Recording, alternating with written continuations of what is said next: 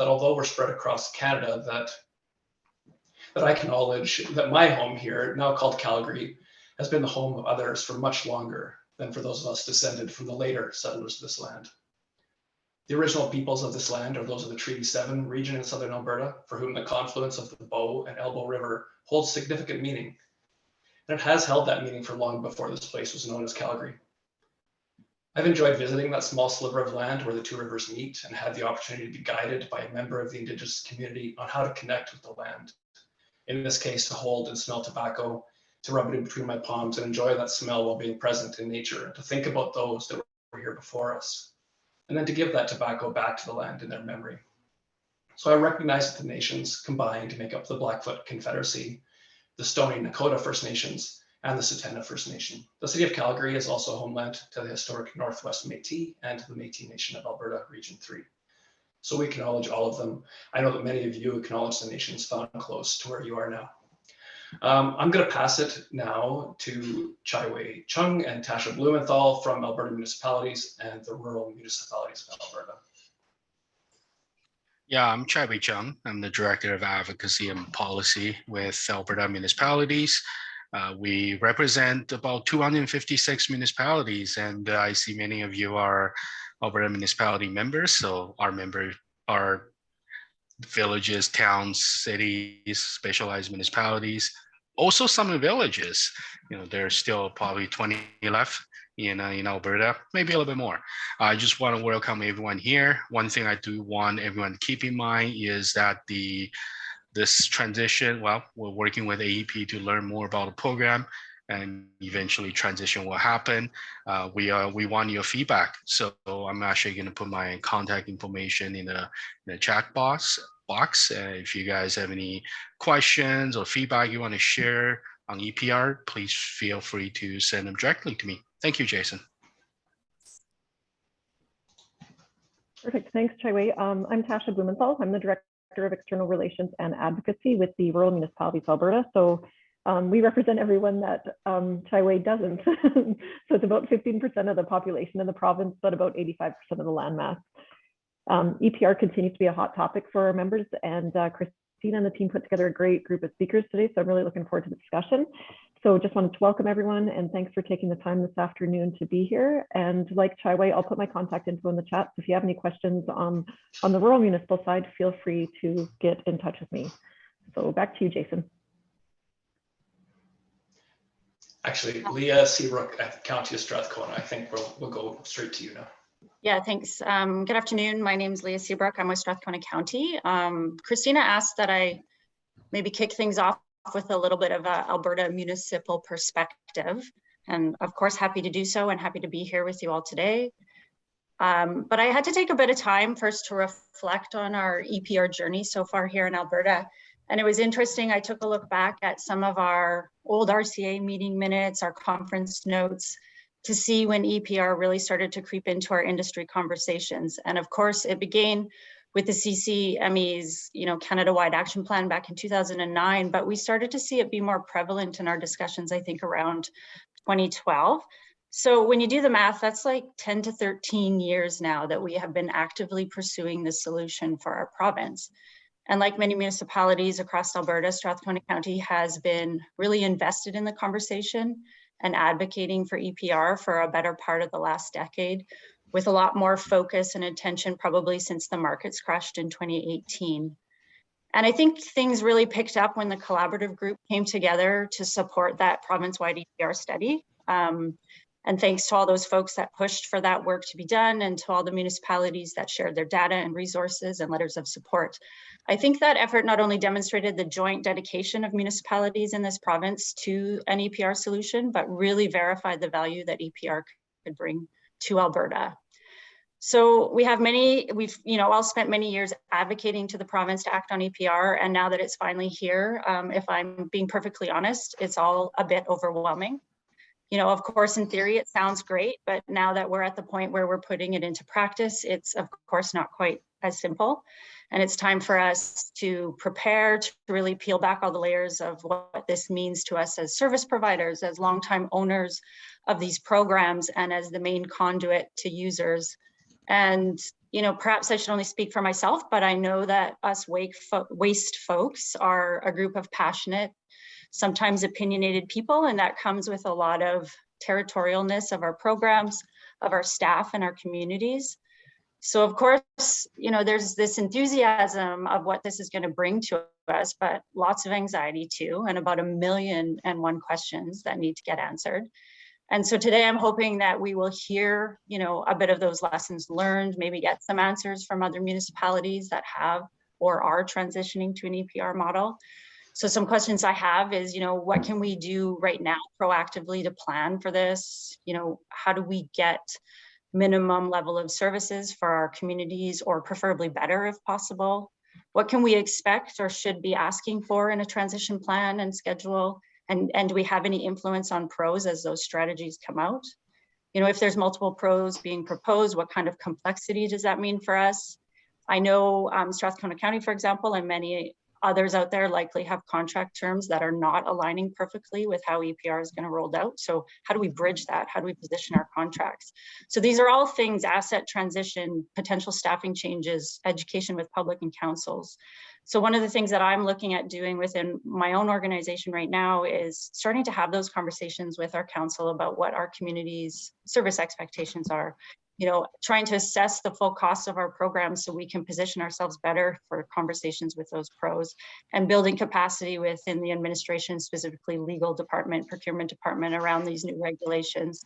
And of course, like most of you, I'm listening to all of the EPR town halls, having conversations with other municipalities and regional groups, and absorbing as much as possible from these webinars. So with that, just a big thanks to all the folks that helped put this together today, and to those that are willing to share their experiences. And I'm certain that all of us Albertans on the call today are really looking forward to the discussion. So thanks, and back to you, Jason.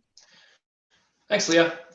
Yeah, so just to kind of echo where Leah, or continue where Leah finished off here, Christina and the RCA brought together a very qualified panel for the webinar today. I know I'm excited. I'm guessing we're all excited to hear what each of them have to say.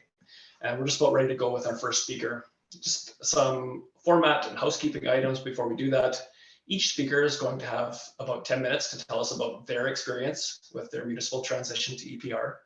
And following each of their presentations, we'll make time for one question and an answer while the next speaker is loading their slide deck. We do want to give everybody their time to tell their story. Christina's going to be charged with picking that one question from the chat. But there will be lots of time following all the speakers' presentations for more questions, more answers. So please do one of two things: either hang on to your questions until you're ready, or feel free to throw them into the chat, knowing that we'll circle back to them at the conclusion of the last introductory presentation.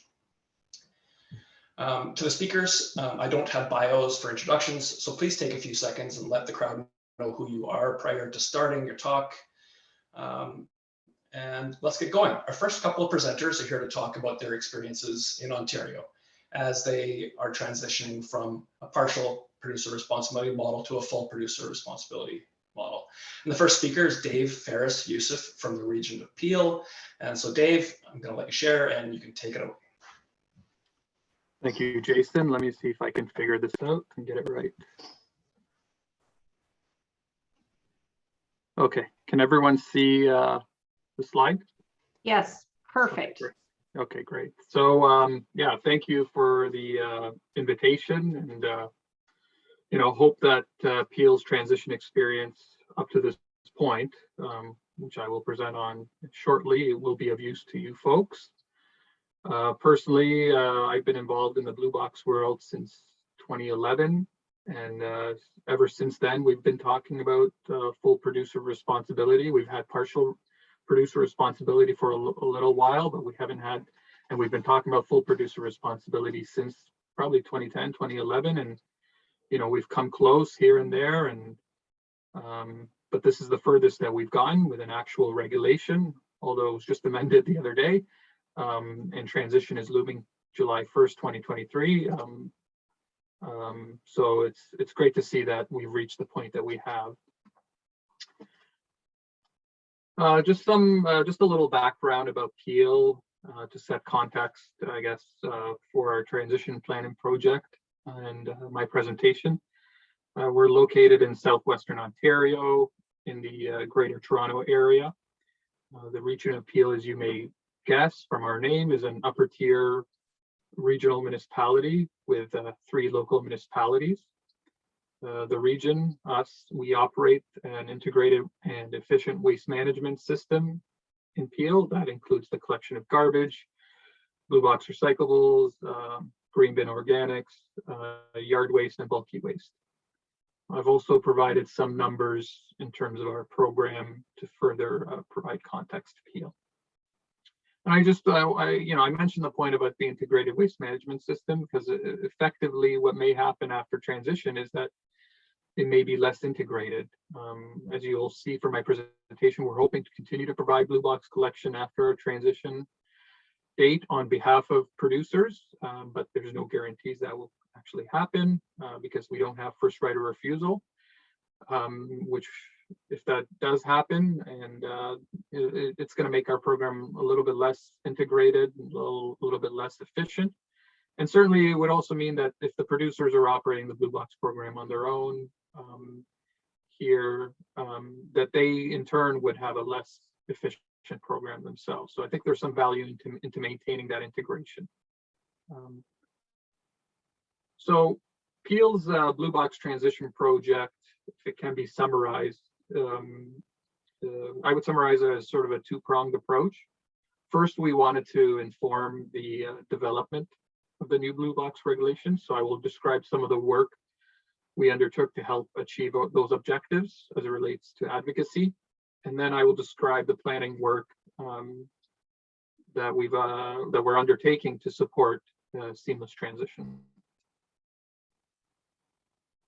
So first, in terms of policy advocacy, in a nutshell, here's some of the advocacy work we've undertaken to inform the development of the new blue box regulation. We early on, the government undertook sort of a very transparent and comprehensive consultation and collaborative process with municipalities, service providers, and of course producers to get their thoughts and input in terms of what the new policy and the new regulation should look like.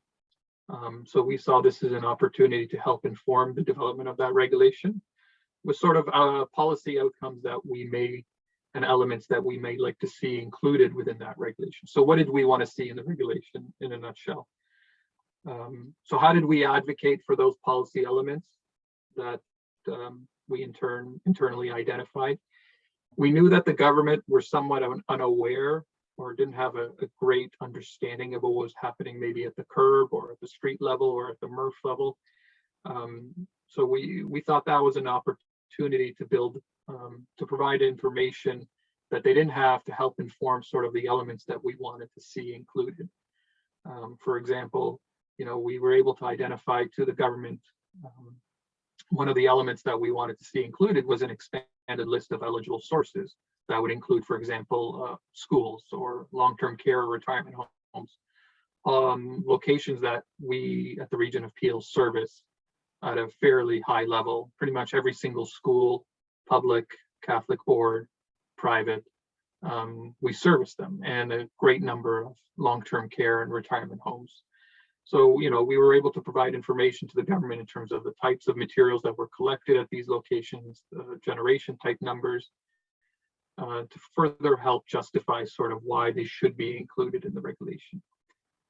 We also worked with our partners in the region of Peel to help us sort of advocate for some of these elements. The region of Peel was the primary party that was invited to the consultation process by the government. So, but we leveraged and utilized our local municipal partners, the individual mayors within those local municipalities and staff to help push for some of these advocacy items that they were also interested in.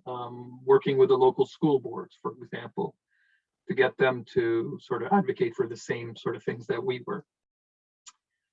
One of the things that we undertook was sort of establishing a relationship with stakeholders, including government staff, whether they were on the political side or the bureaucratic side, by providing the information that to help inform the decisions that they were looking to make, recommendations that they were going to make to maybe the minister or so forth.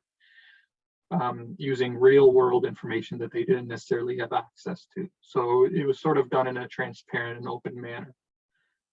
And obviously an important point is just to be prepared to continue to provide this advocacy work, because you may think that you've done your part and the regulation has been set, but in our example that we just had a regulation that was released the other day, an amendment to the regulation that was unexpected. The initial regulation was released June of 2021.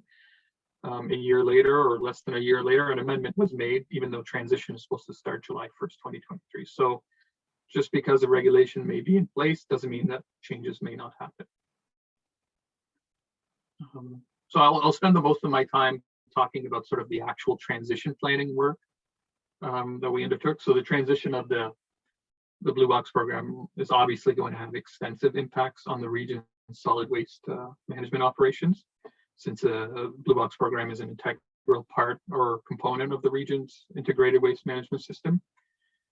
I think it's important that transition planning related work begins prior to the finalization of the regulation, as you may not have enough time after the finalization of the regulation and start of transition of the new program to do that work.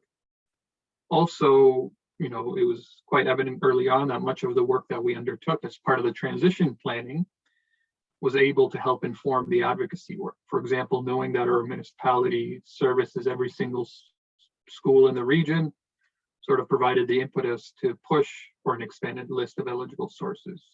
Not knowing this information may have not resulted in the push. So some of the items in front of you are just that we considered in our transition planning work. First, and regardless of the service delivery role we prefer to play after transition,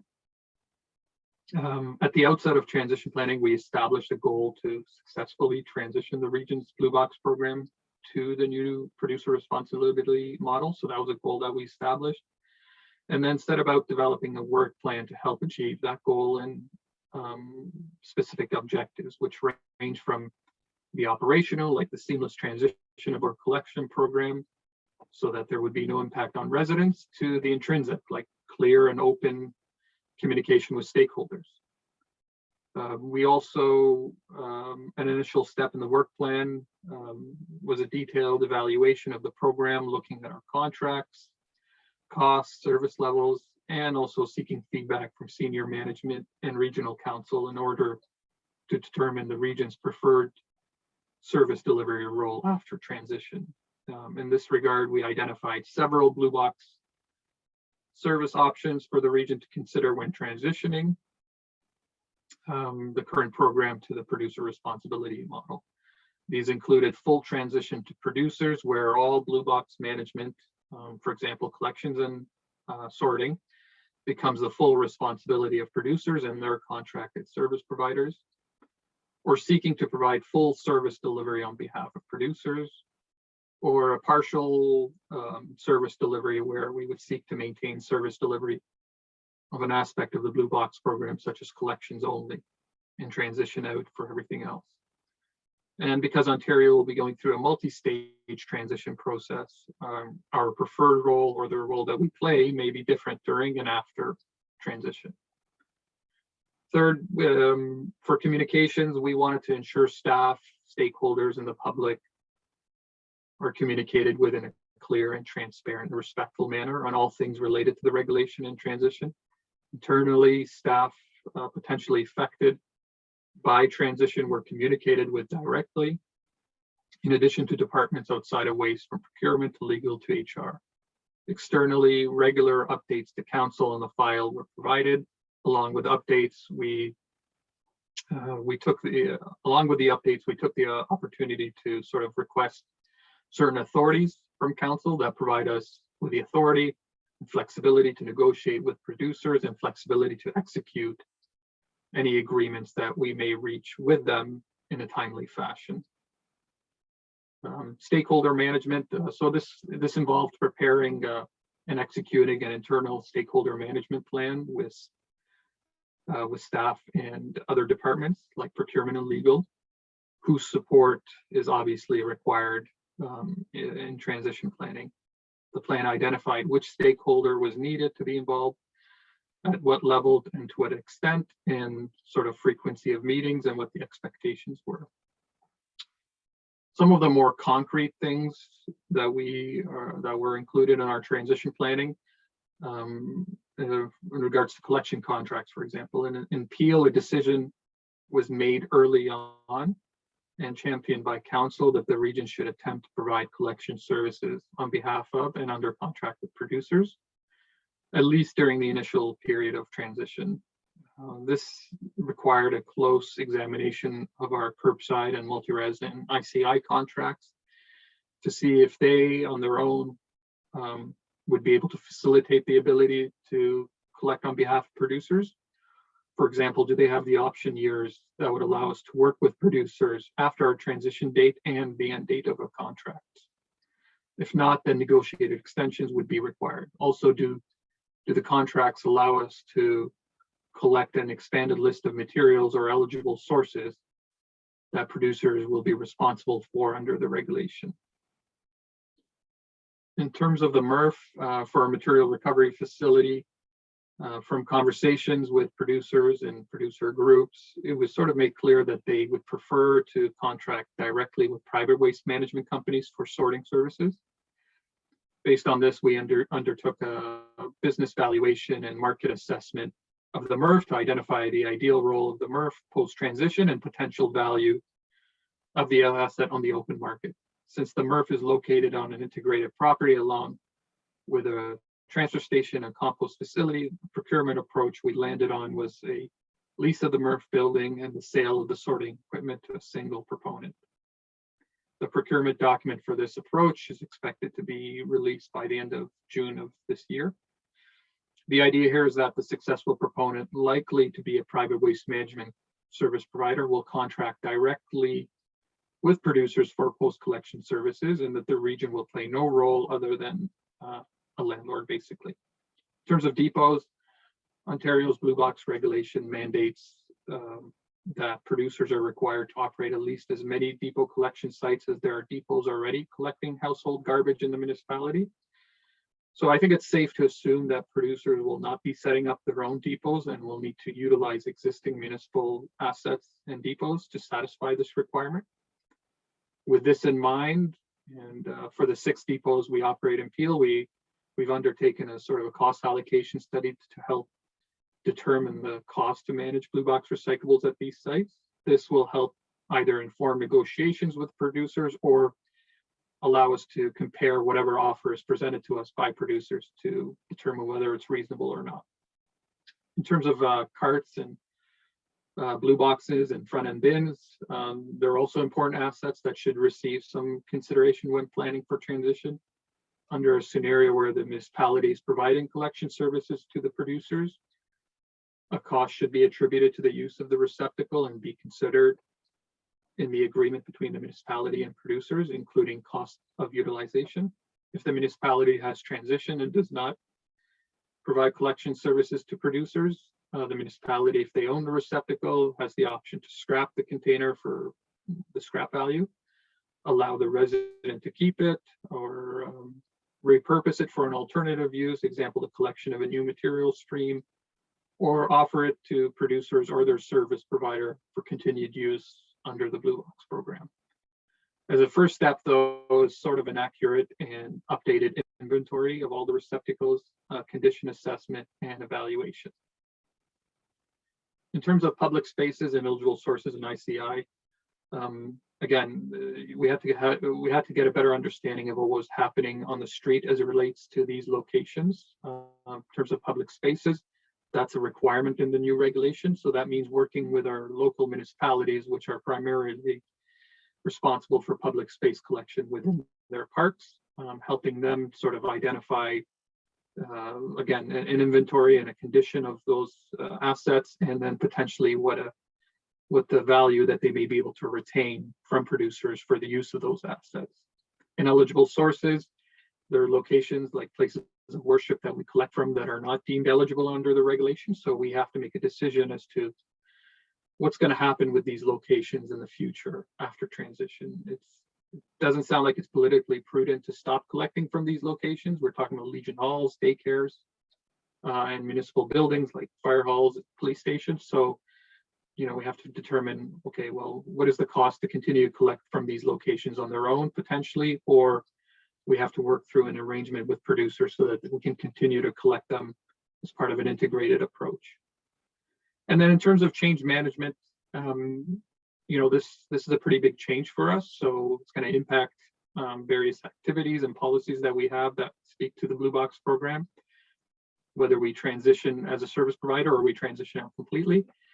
And in terms of labor and staff, certainly there will be staff that will be impacted as it relates to transition. So we have to think about how to manage that sort of change. So I think that's it. There's my email. I'm happy to take, I guess, the one question or any additional questions later on. Yeah, Dave, I think we're going to actually hold the question for now. We're gonna get both of our Ontario speakers in, and then we'll have a couple of questions then, just to keep things moving along here. So yeah, very briefly, I think this is all the Daves I know. And we're gonna jump to Dave Gordon, and he'll do a short introduction and his story. Thanks. Great, thanks, Jason. Just, so it's not sharing properly then. Yeah, and I should say Dave Gordon is here from the Association of Municipalities of Ontario, and so yeah, appreciate you being here. Dave, you just need to put it on presentation view. Thank you. Better? Yes, perfect. Great. Okay. So thanks. I'm Dave Gordon. I'm a policy advisor at Association of Municipalities of Ontario, working with them to help with these transitions to full producer responsibility programs. I'll be brief. We've got a lot of you've got a roster of great municipalities talking about their experience with this. I think I was asked to speak specifically about sort of implementation issues. I think Dave's given you a great overview of a work plan that was put together by a municipality who has been, helped collectively a lot of municipalities around how to prepare for the transition and how to deal with it. I think some of the pieces that I wanted to highlight around implementation were just the importance of having a timeline and a schedule for transition. I think this has been a big one. It's a complex undertaking to look at moving the responsibility for the delivery of these programs, most of which has been done by municipalities. Certainly here, talking more specifically on Blue Box or packaging paper and packaging like products, designed and implemented by municipalities, and now this transition over to producers. But there's a lot of contracts, infrastructure, assets, and things that'll need to be managed through that transition. So some certainty for all the stakeholders, I think, for municipalities, service providers, and producers, so that you can plan for the organization and delivery of the service at transition. It'll be important for municipalities to look at your contracts and how you currently deliver the service. What are your windows and things when transition can be done? Do you have, as Dave said, looking at a preferred date that you might want to put out there and have that would be better for you to transition in terms of your existing obligations and arrangements? If that's not the case, do you have provisions in place for extensions, for early termination and things like that? So I think as you start to see this become a bit more of a reality on the horizon in Alberta, you want to start thinking about clauses and terms and things like that. And I know the Continuous Improvement Fund folks in Ontario have done some of that work here, have shared that with Christina and with some others on what some of those clauses might look like. So I think that's really important. I think too, as you go into this, I think you want to look at it from a perspective of there's an eventuality that you may not be providing service, and how do you start to deal with that? How do you plan for that? There's a very good chance you may be providing services on behalf of producers or their producer responsibility organizations, but I think planning as if you may not be, and embracing that is a potential potential reality really helps with some of the planning, and important, I think, when you're talking with your elected officials and others too, to make sure that that's a known entity and something to prepare for. Another key piece, I think, is around the potential that you do provide services, or how are you going to evaluate offers or proposals about providing services. And something you can be doing right now is to really understand your costs. What does it cost you to deliver the service? What are the materials that you're currently collecting? What are your contamination rates? And what's your cost on some of the administrative side, overheads, your cost for promotion and education and things like that as well. I think we've seen we've had through the way that the payments to municipalities are calculated in this cost share with between producers and municipalities in Ontario, a data call that collects a lot of this. But so there was already a good base, but there was a lot of information, a lot of work that was done by municipalities, and is continuing to be done by municipalities to really look at their costs, understand what the drivers are. And because it's an integrated system, as Dave mentioned, you need to look at allocations and how do you assign specific costs to the recycling end of it versus some of the other services that you're providing. So I think the only other piece I would add is, I know, in Ontario, we're looking at this a competitive pro model. And one of the things I think we've bumped into, Dave mentioned some amendments happening just as late as last week here with our regulation, is a good process in place to draw some lines in the sand around timelines and to provide certainty. So deadlines for producers and pros to agree on their approach to how they're going to, if it is a competitive model, how will they work together? If the desire is to have sort of one common collection system for across the province that the producers and pros share on, how do you force agreement and collaboration to happen in that process in a timely manner so that you can get to this work of the operational planning and planning for the transition. I think that's certainly something you want to think about ahead of time, and to make sure that there's adequate time for that transition. But our experience here has been our diving into that operational planning has been a bit delayed by pros not being able to agree on sort of a common approach and how they're going to deliver this common collection system. So I think I'll go a little more brief, Jason, and just pause there. Happy to take any questions or anything. Yeah, appreciate that, Dave. Some great information there. We've got 150 people on the webinar who are super shy and don't want to type questions in the chat. So I've got a couple. First, for Dave, Youssef, I think there were probably a few raised eyebrows at your comment about the MRF and about the pros' interest in contracting processing. Just sort of wondering, were those communications that the Region Appeal was having with pros, was that something that was happening more on a province-wide basis? Or? Yeah, I mean, it was sort of happening both at the informal and formal level. The province undertook sort of a fairly extensive, like I mentioned, consultation process. And early on, we heard that was sort of the preference from the producer side as it relates to sorting. And then we also heard it informally here and there. And if that's the way it is, and to us, it sort of makes sense as well.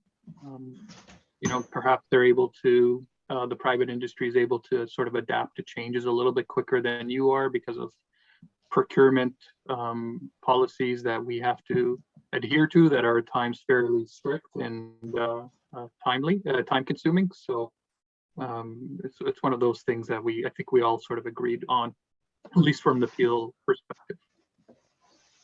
Yeah, okay, thanks for that. Dave Gordon, you didn't really mention, the 3Rs collective, but I wonder if you could just comment on what work you might recommend be done at the province-wide level here in Alberta and offered to municipalities so municipalities aren't recreating the wheel, from that perspective.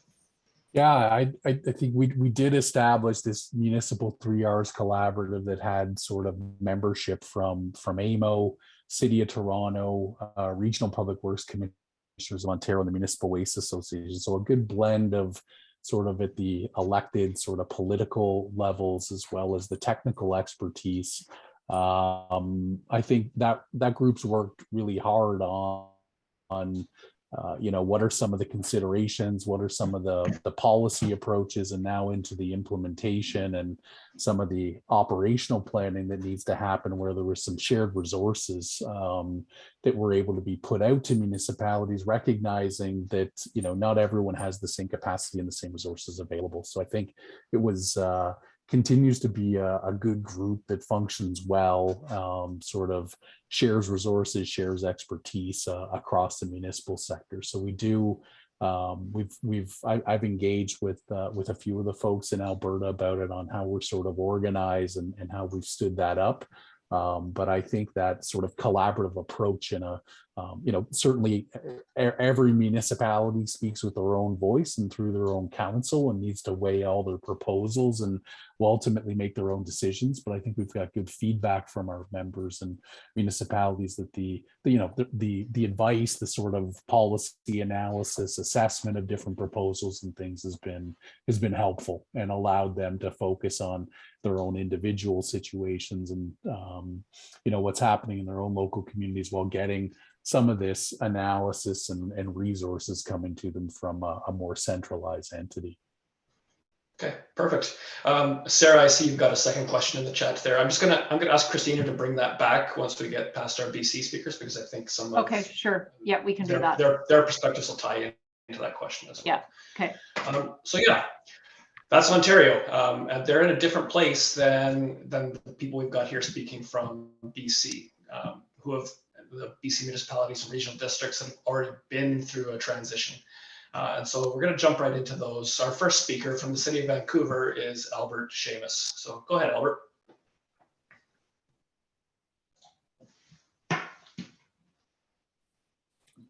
Thanks, Jason. I'm just going to bring my slides up here.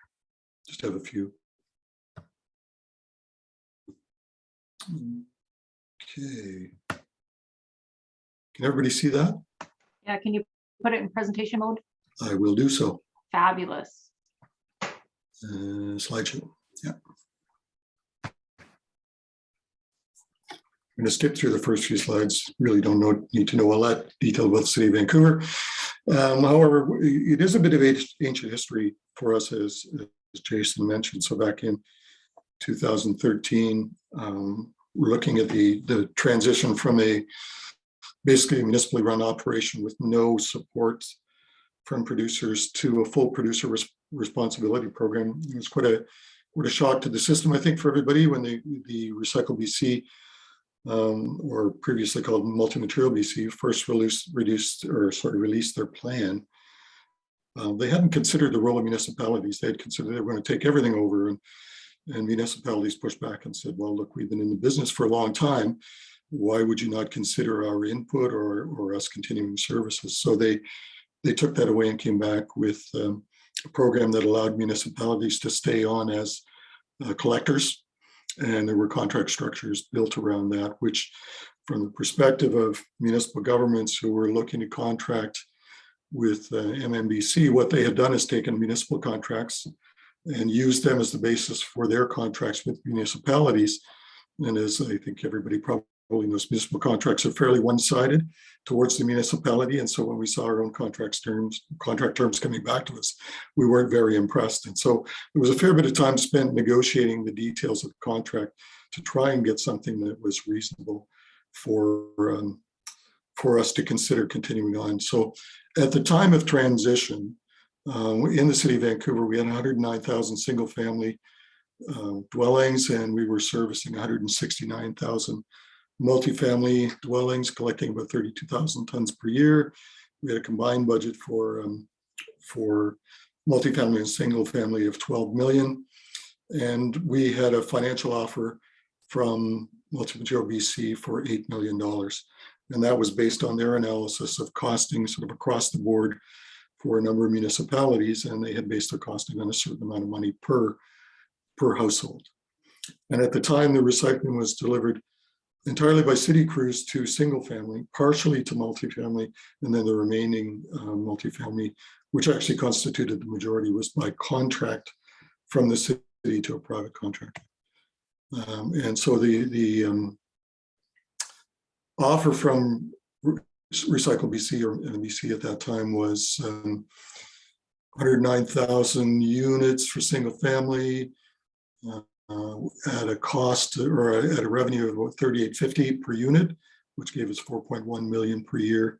So we were losing a fair bit of money on our single family collection, and then multifamily, 169,000 units at $23.75 per unit. We actually made a little bit of money from that. But at the end of the day, we were paying to continue the service and offer it through the municipality about $4 million more per year than we received in funding.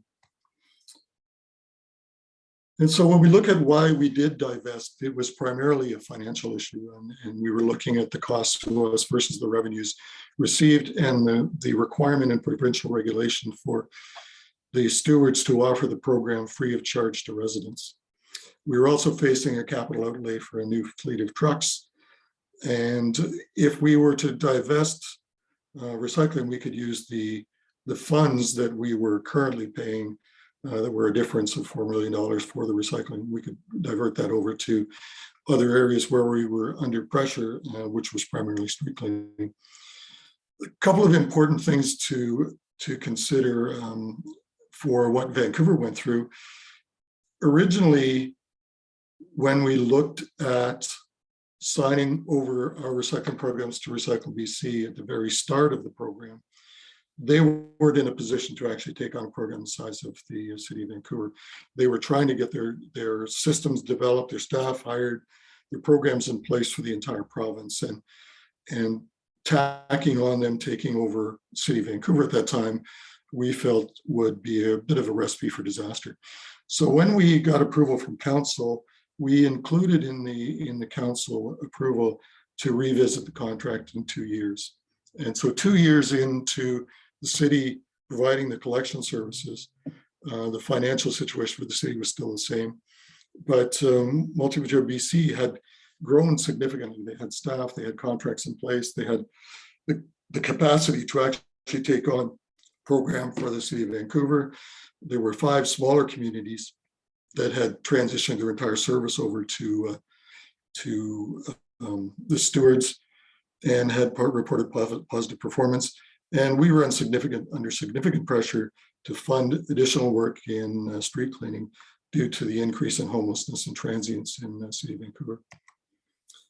The biggest concerns when council did make the final approval to divest were job loss, because all of our services were offered in-house. We had to guarantee no job loss and work with the union around that. At the end of the day, we just transferred the staff over to street cleaning and they were still employed, and we had no real challenges there. They were concerned about service and quality levels. There was an indication from the stewards that they would maintain the service levels. There had been some threat or some rumblings about going from weekly collection of recyclables to bi-weekly, which would have created some problems for the city, given that we had been doing weekly for many years. And there was also some concern around loss of control and backsliding. So in order to combat that, we passed a bylaw that mandated recycling at the building level for all sectors in Vancouver. When we went through the process for change, we set up a joint steering committee of myself and the senior staff at Multi-Material BC. And we had a working group consisting of those that were responsible for delivery of the programs on both sides. The key focus was to minimize the impact on the public, make it as seamless as possible.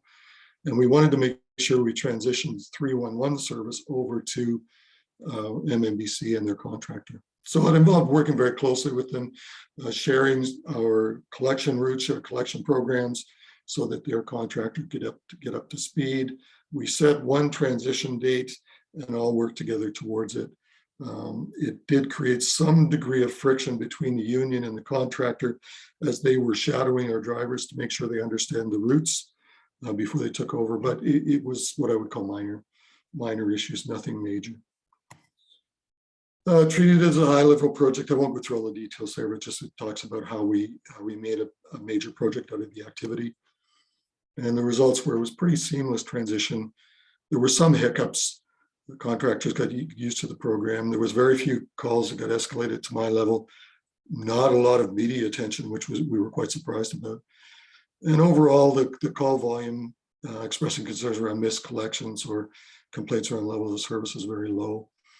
We did find that multifamily was more complicated than single family, and that was primarily due to the transfer of keys to access buildings where the storage was underground, and making sure that was done in a fashion that provided the legal recourse to both the city and the contractor to be able to do that.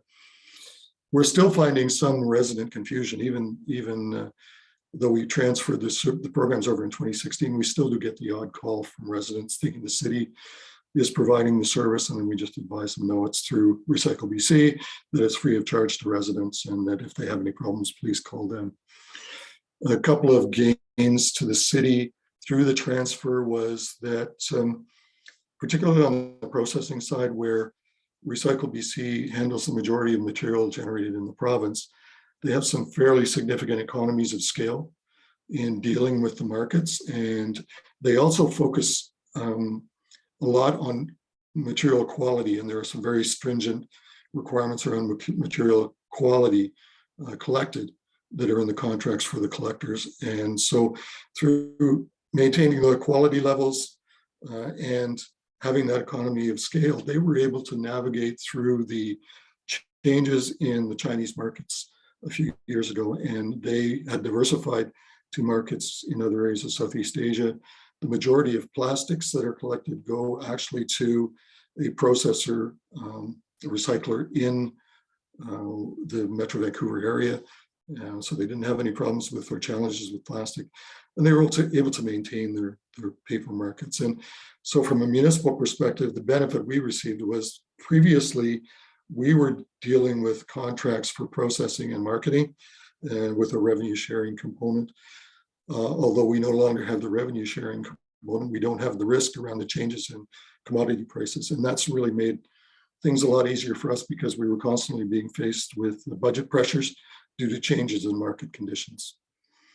And so all in all, I would say the transition went really well, but it did take a fair bit of effort on both sides to come together and set it up for success right in the early days. We allowed about a 10-month position, or a 10-month period rather, for the transition to occur. And we used every minute of that time, but it really came together well.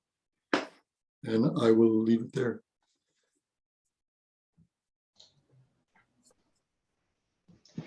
Thanks, Albert. Great description of the process and the decisions, the decision tree that City of Vancouver followed in their slow transition, not slow, but progressive transition to get to a place where you handed everything over. Christina, was there anything in the chat that you wanted to ask? I just wanted to mention, Rob, we are not forgetting about you, but your question, I think we should wait until we have one of the more regional speakers. So we will definitely address your issue, and Mary will get to your question as well later on when we have everybody done. So nothing else in the chat, actually, Jason. I do have a potential question, just of clarification for Albert, if that's okay. Yeah, go ahead. Yeah. Okay. Albert, you had talked about concerns over backsliding, but then you didn't really go into any detail. I wonder if you can just be more specific of the backsliding issues that you were worried about. Over the years, Vancouver and most of the municipalities within Metro Vancouver have developed fairly robust recycling programs with high levels of recovery. And so the concern from our council was that given there was no direct control by the municipality over what Recycle BC was going to do, that there was the potential for them to not push to maximize product recovery.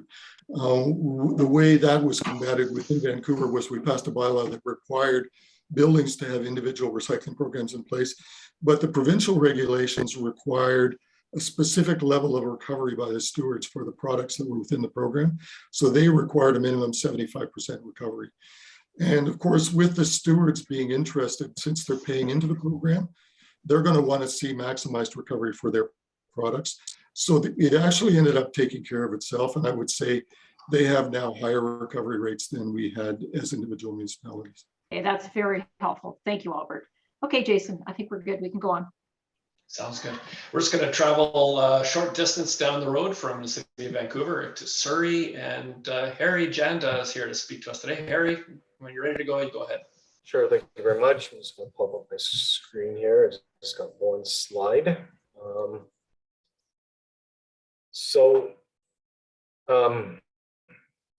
Surrey's a program related to the transition to the EPR program. It commenced back in 2014, while the regulation was passed in 2011, very similar to the city of Vancouver.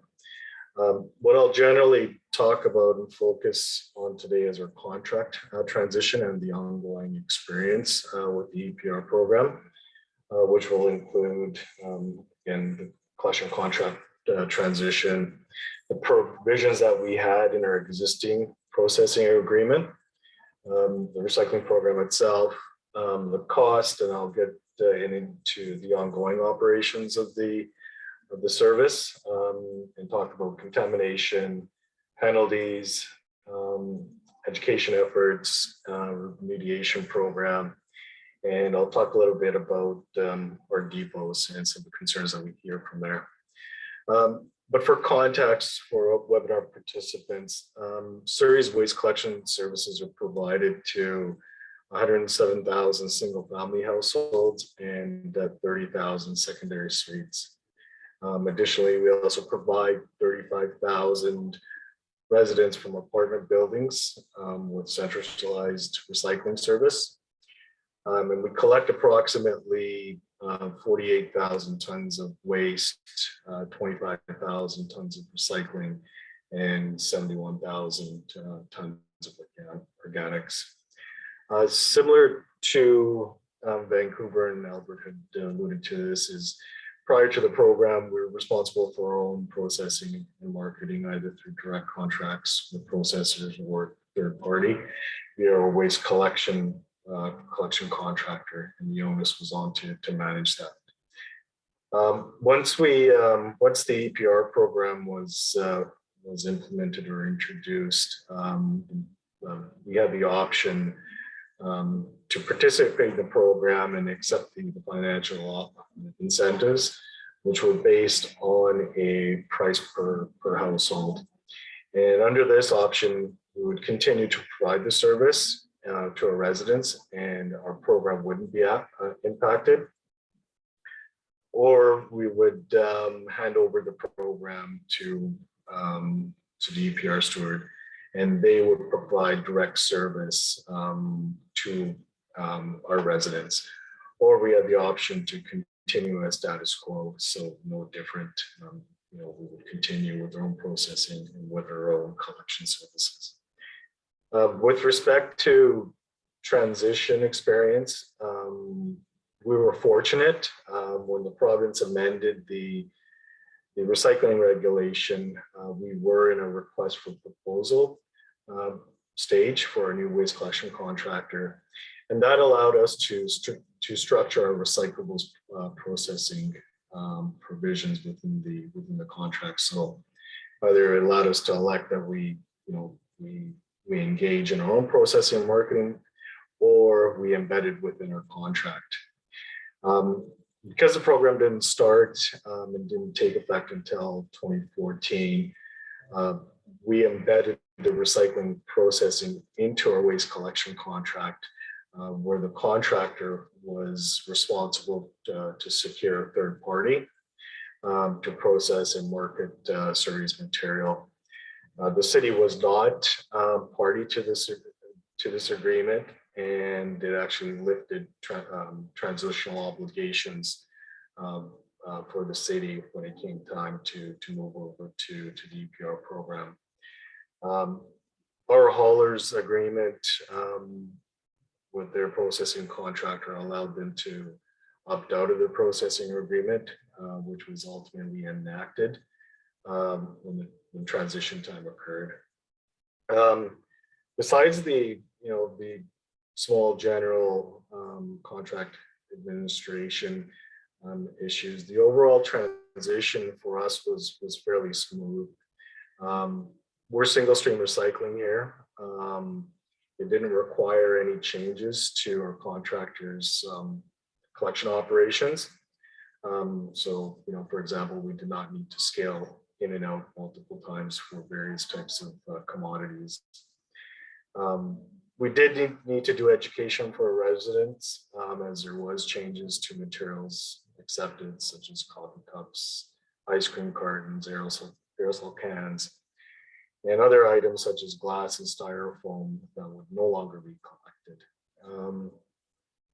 Given that we were single stream recycling, education was focused to ensure that that we separate glass, or we ensure that residents are separating their glass and styrofoam, and they're delivering these to local EPR depots. We didn't need to do any rerouting, as the processing facility that we're delivering the materials to prior to 2014, it was located in Surrey, so there was no impacts there. And there was other simple tasks, setting up the hauler system and setting up the trucks with the new facilities. In terms of cost to run the program, and just looping back to the financial incentives, they do help with covering waste collection cost, education, and general operations. I'll move into service operations, and there's generally 2 to 3 sticking points for us. The first one being contamination. The program itself stipulates that contamination cannot exceed 3%, and that's very difficult to achieve.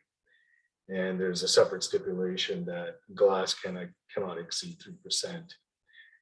The penalties for contamination, we view them as substantive, and they could go up to approximately $480,000 on an annual basis. However, the application of the penalties have been reasonable and they have been fair, which goes to say that we are working together to accomplish a common goal. In addition, we do receive financial incentives for education, and to ensure that we stay in compliance, we put a lot of effort into education. For example, we educate using social media outlets. We do a lot of mail outs, transit shelter ads, TV, radio. We have staff doing lid flips, checking recycling carts. We go to the point where we remove material from the recycling carts and leave them behind, using rear load compaction vehicles instead of our standard automated collection vehicles.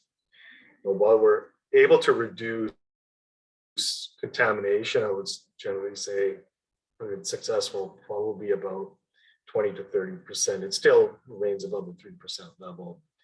And, we just generally question if the 3% is reasonable and something that all of us should be aware of and have the adequate budget to put towards reducing contamination. The other sticking point is depots. We're a very large city here. I think it's the second largest city geographically in Canada. And our recommendation is that, if it's a large city, ensure that there's an adequate number of depots that serve in the municipality or region. Our residents rely on depots to dispose of materials such as glass, styrofoam, plastic bags, and the lack of depots creates a barrier to dispose of this material that are not collected through the curbside collection program. And this is generally a frequent complaint that we get from our residents. They got to drive a great distance to get to depots, or all depots don't accept the same materials, having to drive around the city just to deliver the material. And again, this might be different for some municipalities. Smaller ones won't have this issue, but the larger ones certainly will. And the last one is changing facilities midway through the contract or midway through the EPR program, that will have implications with if you're contracted waste collection services. Just ensure that there's adequate time built in that the stewards must provide you. You may have to do rerouting or maybe to order additional vehicles. And again, if the facility is located outside of your municipality or region, it's going to add time to your collection day as well. But other than that, overall, we think the program has been beneficial. We collect more material. It helps offset our cost. It's resulted in minimal impacts to residents. And we generally kept our services in status quo for our residents. And that was a high priority for us as well. Just given that we went through a big rollout in 2012, completely overhauled our waste collection program, going from manual collection to automated collection, delivering 3 carts, 1 for garbage, recycling, and organics. So there was a significant amount of capital outlay there, and we had a significant buy-in from our residents. So we wanted to ensure that there was no impacts with it. So with that, I'll leave it at that. And if there's questions, I can take those. Or yeah, thanks, Harry. I think definitely what we're recognizing is I think we knew this, but that each municipality has made different decisions about service provision and how they do that. And it changes everybody's experience with the transition. Everybody experiences a little bit differently. I do have a question. Yeah, I have a question that is kind of a modification from one that was on the chat. Harry, I wonder, you said that you have commingled collection and some of the other municipalities had separated collection. And I just wondered, when you, was there an encouragement for you to do one or the other, or how did that whole negotiation go in terms of how your collection process actually continued? Yeah, so what we wanted to do, so our new services, when we completely overhauled our system, it was a 3-cart program, automated collection services. Each household will receive 3 cards. We did not want to make any impacts there. That's what we heard very loud and clear from our residents. And we've had single stream recycling here via smaller blue boxes since 2008. So we did not want to make any of those changes. And again, that was a simple transition for us. So it was your choice? Correct. Okay, great. I think that's what I needed. Okay, back to you, Jason. Thanks, Christina. Yeah, and I see James, I see a question in the chat there about rural municipalities, and we will get to our 2 regional districts very shortly, and I'm sure they'll be able to answer your question while they're speaking. For now, we're going to move just a little bit again down the road. City of Richmond, this will be our last urban or city-based municipality in BC. And Lynn Wynn, she's going to have a little bit of a different focus with her talk today. Thank you. Thank you. So my name is Lynn. I'm a waste reduction recycling coordinator for the City of Richmond. My portfolio primarily focuses on communication and new project implementation. So what I have prepared to you for today is primarily communication on how we implemented the EPR program for packaging and printed paper. So we sign on with Recycle BC at about the same time as Vancouver and the city of Surrey. So the requirements around contamination and scorecard, the threshold, all of those are the same. So I won't speak to those, but I'll speak to how we implemented the program at the city of Richmond, because it affected quite a lot of our residential units. So let me share the slide and hopefully I get it right. Okay, so do you see the PowerPoint? That's perfect. Perfect. So we'll focus on 3 things today. One being the behavior change around the sorting of the material, the communication that went out, and some operational considerations. So just a little bit about the city of Richmond. We service about 84,000 residential units, and we provide curbside collection and centralized collection. And our programs is source separation rather than commingled like the city of Surrey. We also operate a recycling depot that's open 7 days a week, and residents and for businesses can also drop off small amounts of recycling for material for recycling. And we service about 240,000 a year. That's equivalent to 700 vehicles per day. So just about the behavior change of our program. In 2014, the city signed an agreement with Recycle BC to become the service collector for collection of packaging and printed material. So with this change, we needed to modify the collection of our blue box and blue cart programs. Our resident needed to change how they sort the material. And for operation, our service provider needed to modify the collection truck to accommodate the change. Residents were asked to separate glass from other container recycling due to breakage and safety concerns from Recycle BC. So for curbside recycling, we provided every residential unit with a dedicated glass recycling bin. So just like the picture that you see on the right. And then for centralized collection, we provided each recycling room with a dedicated glass cart, and the size is 120 liter. And we picked that deliberately just because glass can get really heavy. So we didn't want it to impact the collection.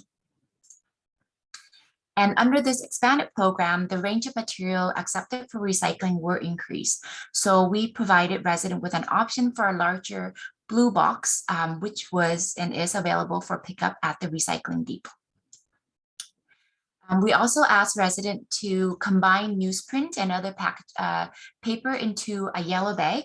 So with this sorting requirement, we provided residents with curbside recycling with a larger yellow bag, and also relabeled the newsprint cart in the centralized collection to call it mixed paper. And here you can see this slide summarized the service change for our resident pretty well. So basically paper are now all into one bag, yellow bag. Glass needed to be separated from the blue box or the container recycling cart, and it goes into a dedicated bin, and then the expanded of recycling for other materials. We had to develop a pretty extensive communication program with this service change. So I'll just quickly talk about that. So this change, like I said, affected quite a lot of residents. The implementation was done in two-phase approach. The first phase objective focusing around the general awareness and the benefit of the expanded program, letting residents know that there's going to be a sorting change, and then also there's going to be new recycling receptacle. We needed to work with the property manager just to sort out the logistic for the centralized collection. And then phase two focus around program delivery, getting the bins to the residents, deliver the information material, and then just the increased awareness about the separation of glass and the recycling of newsprint. And then also we provided residents with information on what to do with the old blue bag. So here on the slide, you can see these are some of the tactics that we use for the curbside multifamily, lots of tactics. But when it comes to EPR for depot, it's basically update the signage, update our brochure when it's appropriate, update the website. And then we also use the Recollect Recycling Wizard. So we would update the information here. So these are some of the material that went out. So we've basically focused on three things: what's new, what's changing, what will resident receive. And with our demographic being predominantly Chinese, so we use a lot of graphics just to help with the language barrier. Here are some examples of the ads that went out. So just modifying the ones I showed you earlier, just to different variation, and then just showing a lot of visual of what goes in, and then how they can sort the material. So the information package that went out to residents, so there were two different packages, one for centralized and one for curbside. So for centralized, they receive a yellow bag, a glass recycling bin, and an information brochure that we put into a Ziploc bag because of just in case it rained and we didn't want it to be damaged. And then for resident in multifamily, We mailed out the information package rather than delivering it because we don't have access to individual unit. And the recycling room, we just went in and relabeled all of the carts. Under Recycle contract with Recycle BC, we have to adhere to their requirements around the quality of the material. So if banned items or non-packaging and printed material were found, we can be subject to fines and penalty. So with this in mind, we do a lot of Recycle Correctly campaign. And in this picture, you see these are some of the contamination items that we experience, like resident put plastic use plastic bag to wrap the recyclables. And this is considered a no-no because it's not going to be debagged at the processing facility. And here are some of the non-packaging printed material that were highlighted in the scorecard. So then we have to constantly educate resident with what goes where. And one thing you notice here is we use the exclamation mark instead of the X because these items can be recycled at a drop-off facility. So we didn't want to say that, these cannot be recycled, just they can, except it cannot go into the curbside or the centralized recycling, but they need to drop off at our depot. Here's an example of the recycle awareness that we would do. So this one, we would wrap our collection truck with a simple message says, recycle glass separately. And then we use other platform with more detailed information. So now on to the recycling depot. We collect about 34 different material stream under EPR programs. 34 different materials and 17 of which are EPR programs. So then relating Recycle BC, we collect plastic bags, flexible plastic, bottles and jars, styrofoam, spiral wound container, and aerosol cans. So these are some examples of the signage that we would have at the depot showing people what is accepted and what is excluded from the EPR program. So then under operational consideration, just something to keep in mind, contracts, language terms, expiration are all different. And it would be great if there could be a blanket template or contract that can apply to all.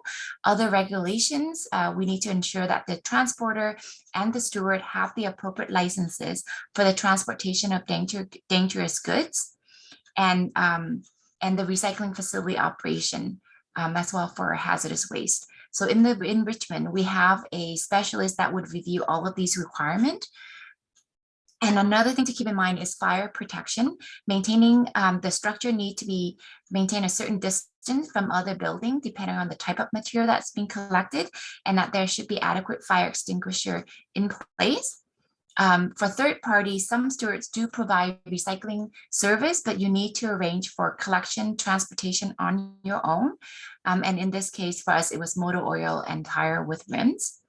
We need to make sure that there's safety training and safe work procedure properly laid out. Most stewards do provide the information on how to handle, but not all. And we need to make sure that our staff are properly trained and install proper signage. And then of course, there is the public communication aspect. So when we transitioned to Recycle BC, for our customer service information line, there was an increased volume from residents. So then we need to make sure that we staff adequately with our team. But then when it comes to implementation at the depot for drop off, we don't notice a lot of calls. But anyway, that concludes what I have to share. So here's my contact information. Feel free to send me an email. Thank you very much, Lynn. I will echo the comment in the chat. Great communication campaign, and I'll let you respond to the individual in the chat on your own if you'd like. I have questions again, but I think they also apply to our next two speakers. So Christina, was there anything specifically for Lynn, or should we move on to? No, only if you wanted to ask that question in the chat, but if it's going to be done separately, then absolutely, let's go on. Yeah, I think we'll just move on. Okay. Thank you very much, Lynn. Yeah, so we're going to move off the mainland over to the island, and we've got Sarah Willey here from the Comox Valley Regional District on the east coast of the island. So go ahead, Sarah. Thanks very much, Jason.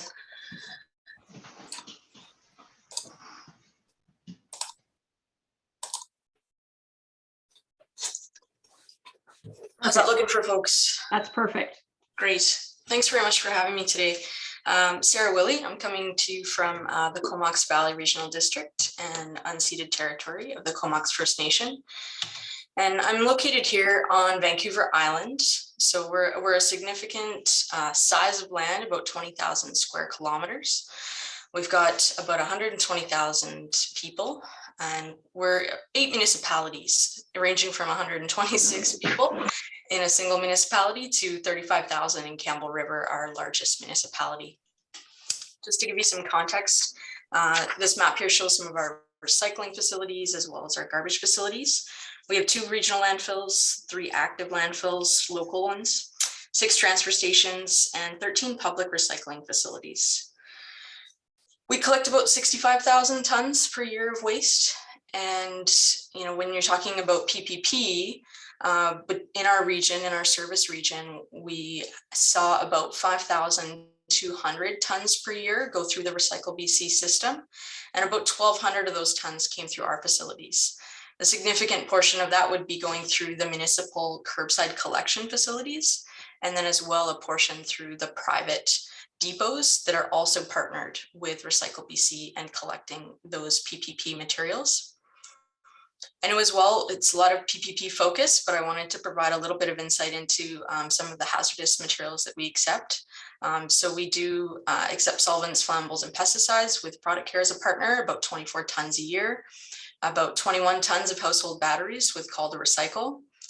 And there are, of course, some materials that don't fall under that EPR. So, you know, in your transition, looking at funding, you know, there's always going to be things that get left out of the program. And for us, that's about $260,000 a year that we're still paying to manage hazardous materials that are excluded from EPR programs through an on-site contractor and for transportation and disposal costs.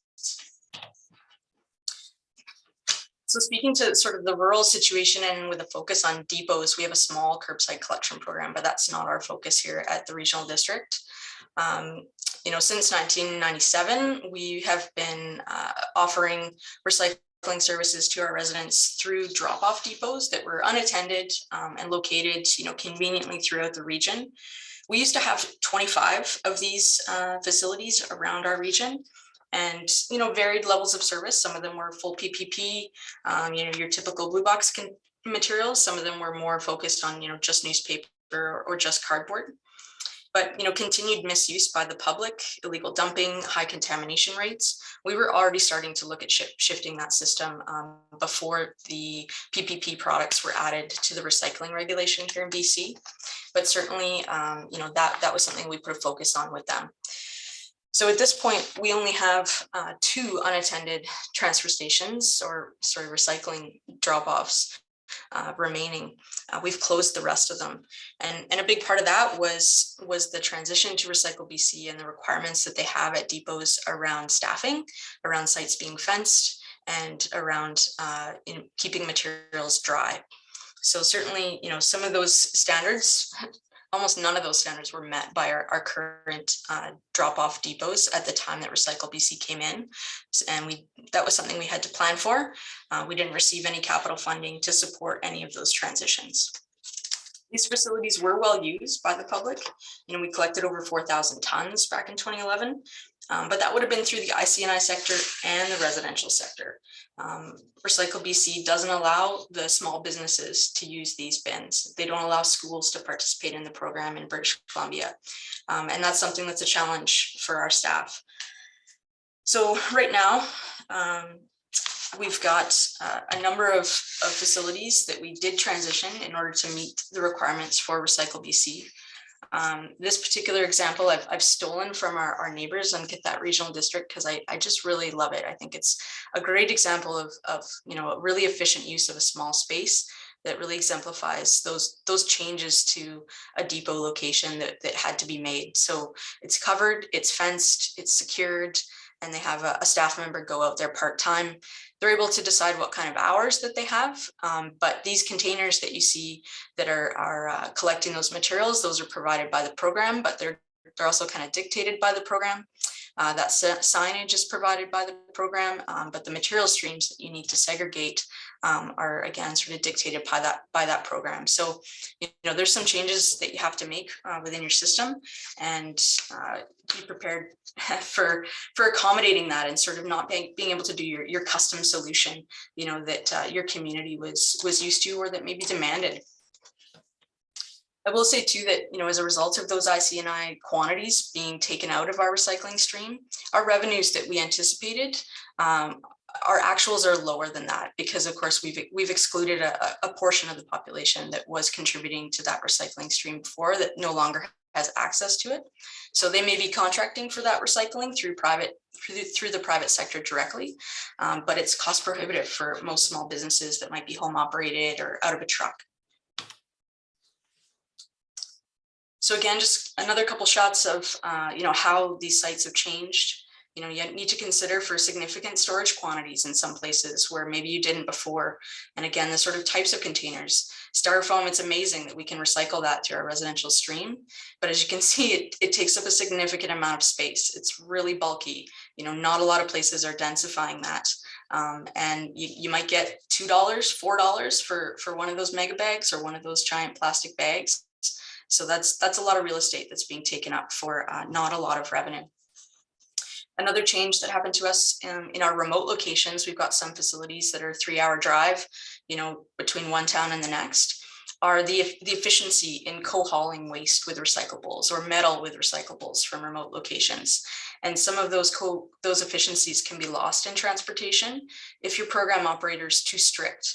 If they don't allow that flexibility to meet those needs. And also, just different EPR programs working together. You don't need a truck that goes and picks up tires, and a truck that goes and picks up PPP, and a different truck that goes and picks up paint.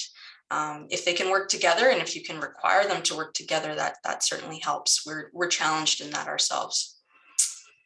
In our assets, another consideration is roll-off bins. So, where again, if we had a single transporter, grabbing one roll-off bin of waste and one roll-off bin of cardboard, they would now take that roll-off bin to a service provider that's dictated by Recycle BC, and they prefer to have their assets kept separate. So we've had to take our assets, out of that stream and repurpose them within our service. So yeah, looking at those transitions in your contracts, not just for your recyclables, but also where you have those co-haulings and those cost savings built in. I think there was a comment there about, remote communities and whether there's a focus on by the programs on the urban market. And I think there is, the cost effectiveness is there, and that's the low-hanging fruit. We don't get paid more per ton to collect from a rural or remote community than they get paid in the Lower Mainland. And so they're in a competitive market, like it sounds like Alberta is going towards, you're not going to be the community that PROs are vying for. So that is a challenge. You want to make sure to get your accessibility targets as strict as possible, because in our experience, that community of 126 people doesn't move the needle on their accessibility results and meeting their targets. And so it's difficult to negotiate to have improved levels of service in those small communities. We haven't managed to land on a frequency of event-based services or a commitment to event-based services. And I think that's something that you could maybe improve on with compared to our program. And as well, First Nations communities. We have some First Nations communities immediately adjacent to some of these small remote communities, and yet we have very different levels of service. Sometimes it exceeds the service level for the First Nations, sometimes it's below. And just again, that's really not, that fragmented approach is not the right way to go about it. So if you can have those conversations now and make sure that, if you have good working relationships with those nations and you want to continue those, then get that conversation out front. Another hazard that we've come across is just our reliance on the private sector to meet the needs of our residents. So although we do have 13 publicly funded recycling facilities, there's also a private bottle depot network that contributes to our overall accessibility. But those private operators get to choose which EPR programs they participate in. and which ones they don't. And we on Vancouver Island have had a number of private operators leave the Recycle BC program due to insufficient revenues and just challenges with contamination or with dealing with the public. And it affects, unfortunately, mostly the local governments, who the residents continue to look to serve their needs. Most residents don't know what a PRO is. They won't know what EPR is, and they're just going to keep calling you. So trying to make sure your politicians understand that you're not just going to be walking away from this, even if you do hand over the reins, and that there will continue to be funding shortfalls. You will not have all of your costs covered. So don't oversell it, for sure. Overall, I'd say the breadth of materials that we're now accepting through EPR for PPP is higher. Again, film, foam, those are positive things.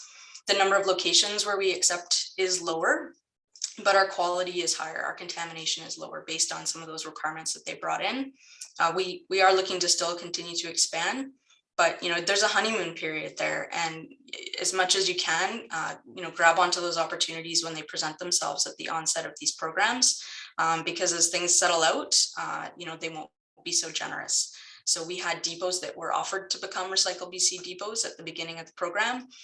We declined at that time based on decisions made at that time. We're now looking to have those added to the program, and we're saying it's okay, we're full. So those are some of the things that you need to look out for.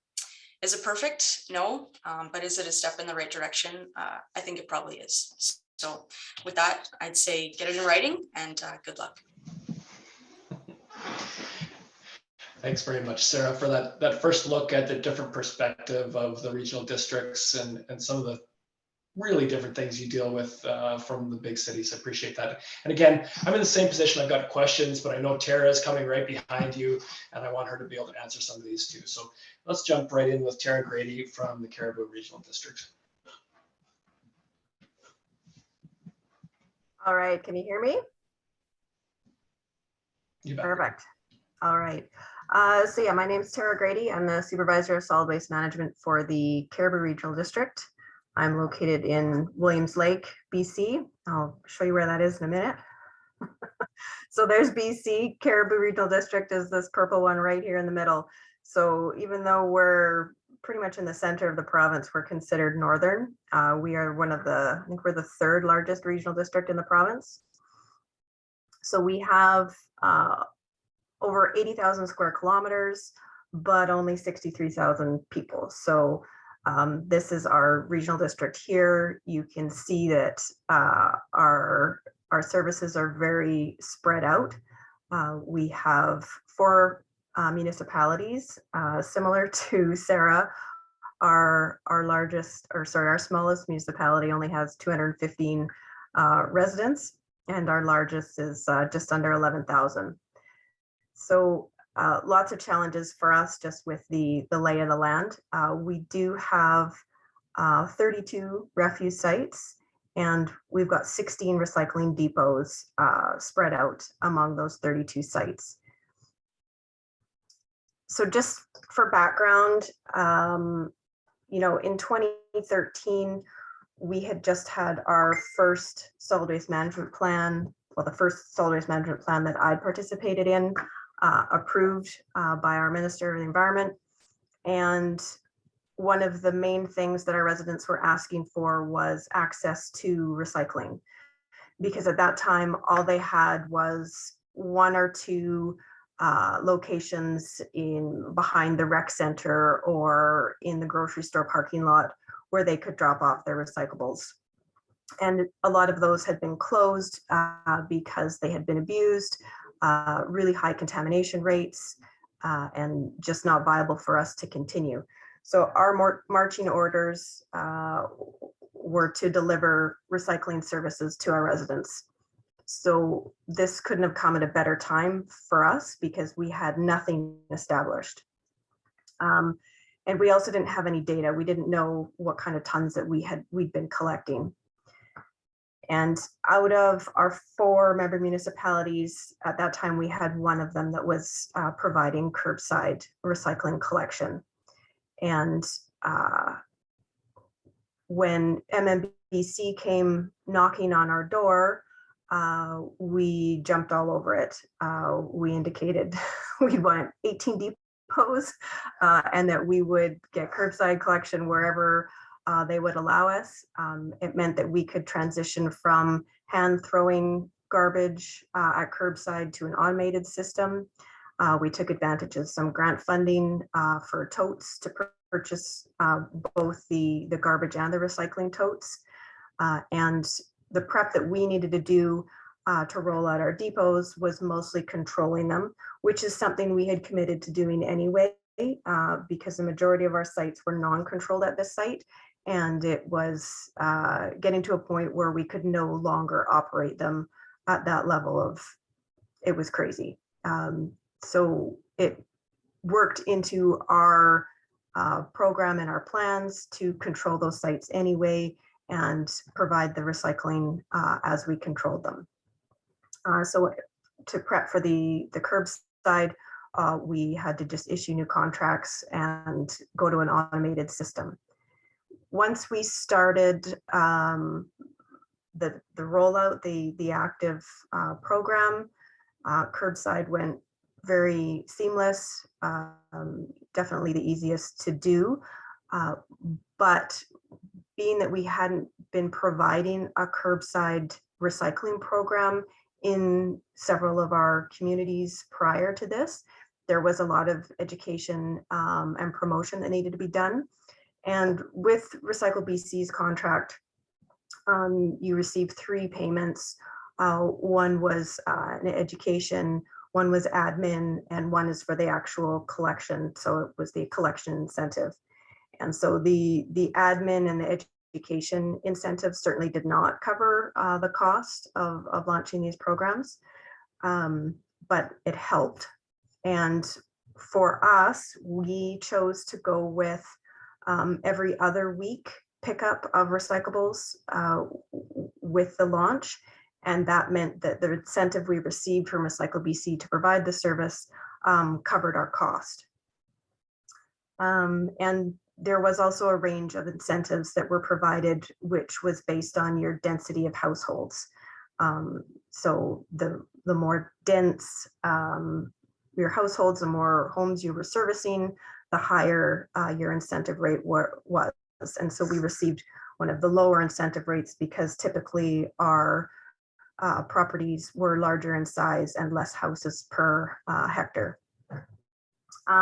One of our municipalities, Quesnel, they were providing garbage service in-house with municipal staff, and for the rates that were being offered from MMBC, Recycle BC, they weren't going to be able to cover their costs to do that service. So they did not sign a collection contract. They didn't partner with MMBC. And so MMBC did provide direct service to that municipality. And I think it was rolled out about 6 months later than the rest of the program. So for depots, the 16 depots we had, leading up to the launch of this program, nobody knew what kind of containers we were going to have. We just knew that there was going to be a program. We knew that something was going to be provided to us in some way, shape, or form to put recyclables into, but we didn't know what it was going to be until pretty much the 11th hour. So we were, Sarah had some great photos of what these mega bags look like when they're full. But we got these 4x4x4 nylon bags, and this is what we were supposed to put everything in. But we had to keep them secured and covered. So we just went to a plywood structure to house them all, keep them covered, and then we had gates around our facilities. One thing I would point out is that we made our own signs because the ones that were provided to us from a distance all look identical. They say different things, but the format is all the same color. They're one little bar of a different color, but we went with making our own, so it was very clear from across the lot where people needed to go. That's all. We had some depots that came online as we controlled them or as the sites were established. And we went with shipping containers for some of these because we didn't have gated facilities where they were being operated. And this allowed us to house and secure the recyclables when the depot was closed. And we had a second shipping container for storage off to the side. And we also use these for some of our satellite depots that we established in later years. So satellite means that us as a collector, we're responsible to pay for the movement of the material from that location to our closest primary depot. All of the primary depots, the steward moves that material and is responsible for that cost. So satellite depots mean that it's going to cost you more, but it maybe allows you to provide that service to a community that really wants it or really needs it or is high priority, or from a political push that you need to get that service to. So it provides you a bit of flexibility there, but it does cost you more. And that is all.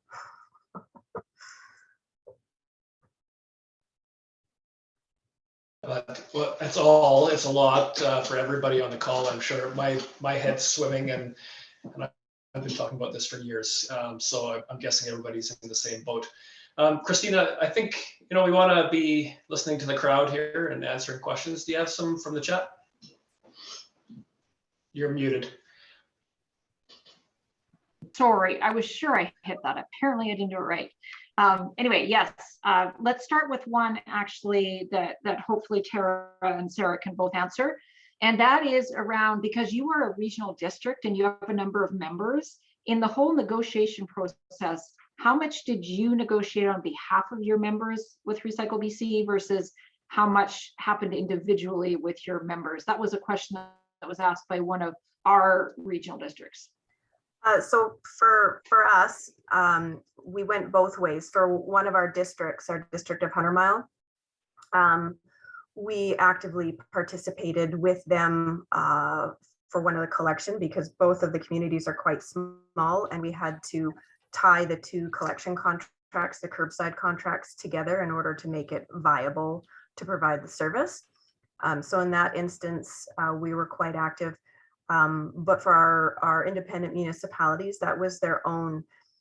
But for a rural community, there really wasn't a lot of negotiations that happened. We either took it or left it.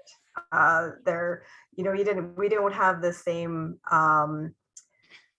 sway when it comes to it because we just didn't have the population or the funding or the staff, and we weren't going to be producing that much material. So there wasn't really any negotiation that's happened. We signed the contract or we didn't.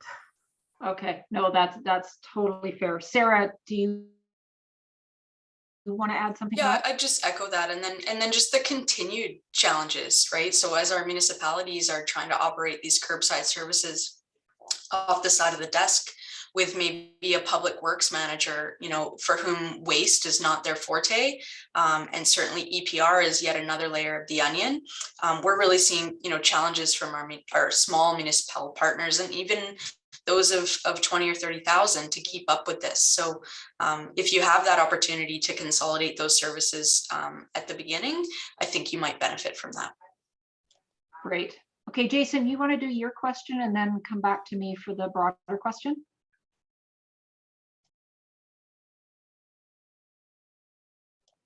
You're muted. We're going to just jump back on the who's muted game.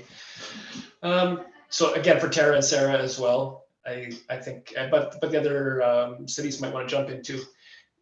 I want to ask something about HSP or HHW, the hazardous products. Do you think there's ever a time when it makes a sense for a municipality or a regional district to step back and not collect those materials and just hand that to producers, or is that not something that makes sense to you? No, it absolutely is something that producers should be taking on.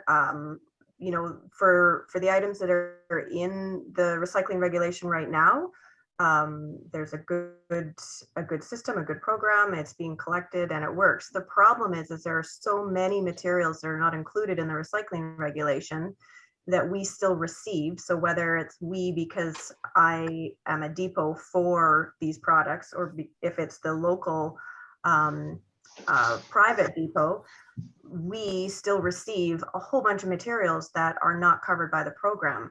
So we end up footing the bill to have that properly disposed of, because we absolutely can't send it to landfill. It isn't an option to just say, oh, well, nobody's paying for this, so I guess we'll just throw it away, like you maybe can for some other recyclables. But HHW stuff is all things that we don't want in the landfill. So. And we haven't seen the private sector step up to want to deal with residences for those quantities.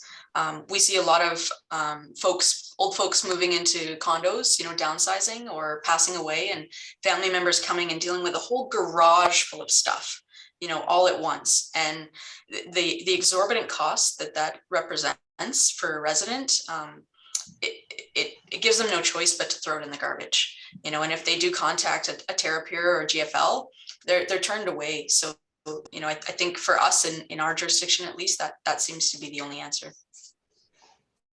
Okay, thanks both of you. Anybody else want to jump in on that before we move on?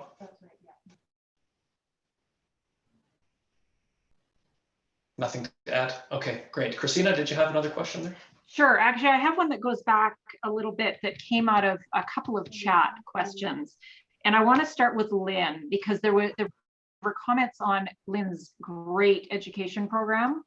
And I think everybody concurs with that. It's a fantastic program.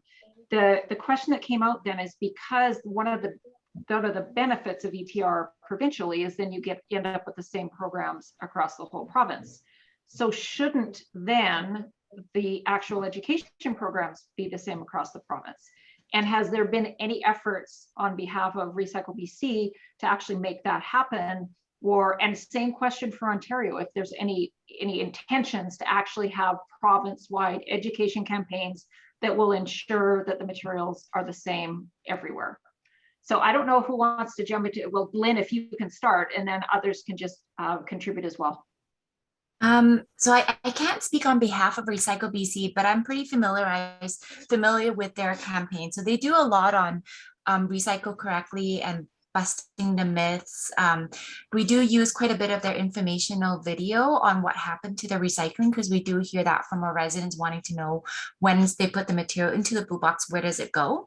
So we do incorporate that into our messaging.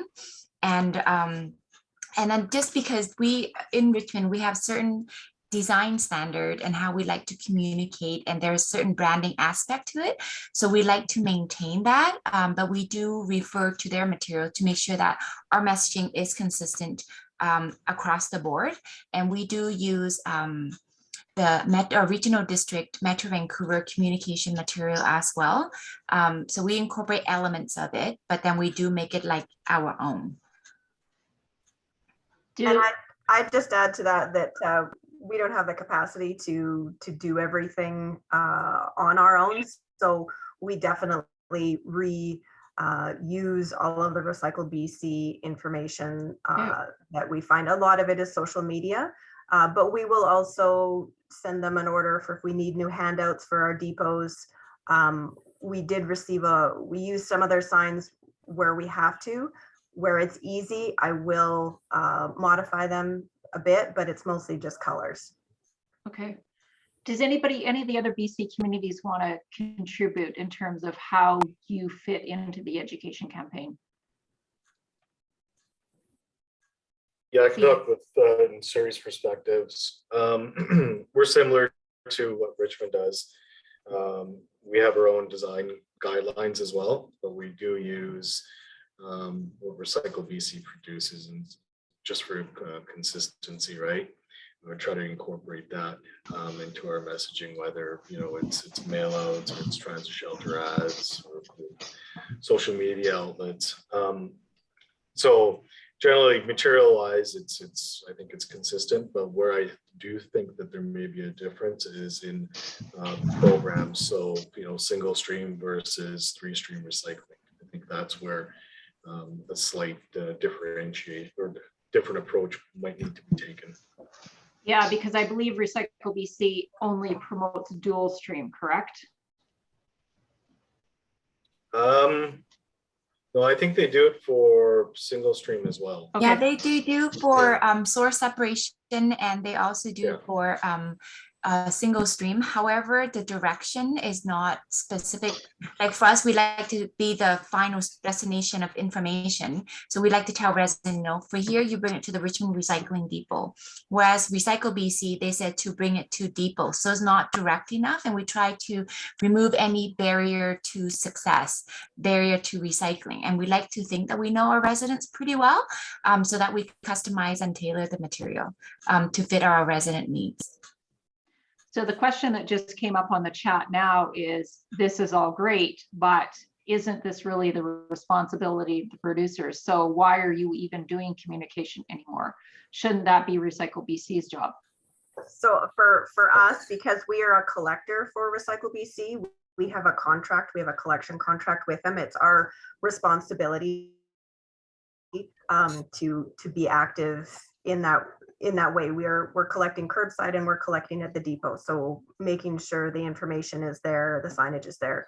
If we had direct service, so if we were not a collector for them and had said, you guys do it, it's direct service by Recycle BC, then yes, we would not be participating. I see. So if you're funded as a collector, then part of that is to actually educate as well. That's really helpful. So then that kind of brings us back then to Harry, or sorry, to Albert. Albert, so when you turned things over to Recycle BC, did you turn over all the education as well? Yeah, pretty much for the curbside programs, for sure. We still do operate a depot and we do some work around that, but it offers a lot more recycling opportunities than just the Recycle BC materials. Okay. So then maybe I think just before I turn it back to you, Jason, then we should probably ask the Daves from Ontario what the intention appears to be in Ontario in terms of who actually will be doing the educating. Yeah, I mean, I think Tara was 100% correct. We're providing collection services on behalf of the producers. I think we'll want to continue to provide promotion and education as it relates to recyclables collection and do so on behalf of the producers. But obviously we would include that in the cost to do so and the compensation that we would expect to receive back. Okay.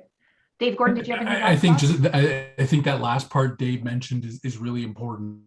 I think we have heard from certainly municipalities in BC and in other jurisdictions, that cost of promotion and education can climb up even higher than maybe what you anticipate if you're having to then go deal with contamination and extra education to try and, so you need to make sure that you cost it appropriately and that the compensation you're getting offered is going to be adequate, I think, for the amount of effort and resources you're. Great, excellent. Okay, back over to you, Jason. Yeah, thanks, Christina. And we're going to go back across the country to BC again. And this is one of those if you knew what you know now sort of questions and around contracts. And we've heard a lot about contracts today. So when you were first negotiating contracts with pros, whether for paper packaging or hazardous products, what would you pass on to Alberta municipalities about ensuring producers are paying full cost of the system and that, municipalities and their residents aren't still footing the bill for some of these materials being managed, even the ones that are regulated? Tara's got her hand up. I'll just reiterate again that, in our scenario, there wasn't a lot of negotiations. The rates were established. This was what we were going to get paid. And we could participate or not. Some of the regional districts in northern BC looked at the rates and said that doesn't cover our cost, and they chose not to participate. Since then, they have signed up to participate because a lot changed between the rollout and the last few years. So lessons learned, even though it might not, and I don't want to, it's supposed to be producer pay and full cost, but in all reality, especially if you're rural and northern, the costs are not going to be covered. And you have to recognize that and decide to go forward or not. And if you recognize that it's still going to cost you something, but you look at the diversion that you're going to get, when I look at what our system costs are, I take into consideration that I am not transporting that waste anymore. I'm not landfilling that waste anymore. I'm not filling up my landfills with that waste anymore. And there's value there. And so even though the payment that I receive from Recycle BC may not cover 100% of my costs, I'm still better off than I was before. And if I was to try to run the program myself, it would cost me way more even than what their costs are. So you have to have that perspective, and you have to make sure that your politicians and that your staff are fully aware of that, because otherwise you get in this pointing fingers, well, you're supposed to pay for it, no, you guys are supposed to help us. So it's not anything that we really were able to negotiate about. One thing though is that if you are offered the option of including ICI into what you collect, so when Recycle BC first came to us, they said you can have ICI included in your material. Right off the bat way, they would assume it was 25%, and they offered a rate that they would charge us to take that. It was a crazy amount of money. We didn't know how much ICI we had, and so we declined. Looking back, I think it would have been worthwhile to figure out maybe in advance, maybe people are able to do this now, figure out what ICI percentage they have right now. And if that is on the table, go into it with that knowledge so that you can make that decision to accept it or not. But ICI has always been an issue with this program. And, you know, it's being pushed more and more into the light now, but there's still no plan to solve it. So if there's something that could be done around ICI, or even like Dave pointed out in Ontario, around the schools and the hospitals and the fire departments and the churches, like even if there's just a category that you can include, I would definitely push for that. Thank you. Anybody else want to jump in? Tara nailed it.